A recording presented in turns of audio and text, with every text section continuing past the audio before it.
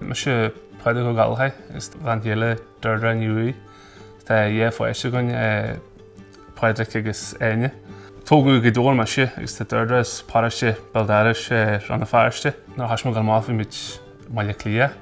A fe blianta a le garid formid seans bogan bhála ó hanig na páiste hanig dar fáiste ar a tíl. Hílmid mar sé is ferbes bhála agus siad bheith tóca frid Gaeilge na just sinna dún mi geirí gcónaí.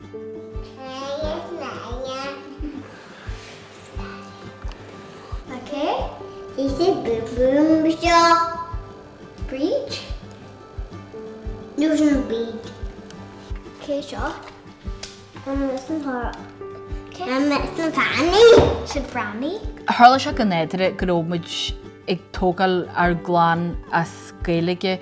Mar idir má tá tóga meisle Gaeilge is tóga poedi le Gaeilge ní ó barla bé a Lord an teas aganne. I fáis an níos. Ní thug teiste hamach láigín barla Lord le maid poistí. So tagann se go néidir sin a dóid ó maidíine geirí bheith ní thug teiste han ar gan barla Lord len ar Gaeilge. So som hóla sa leams na ré.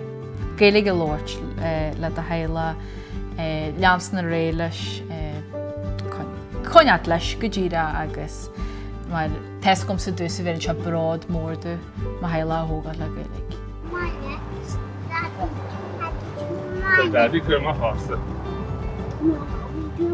Tá muid tá bródúil fuda go Gaeilge ógan is job de Lord agus sin ó haine tagáil nuair te sé má le de se a dínta is bíonnta just ínta bródúil bhfuil fáchla gas nílas go daine seathú a go bródúil seáid mór seá le Tá na hí gur chéáil.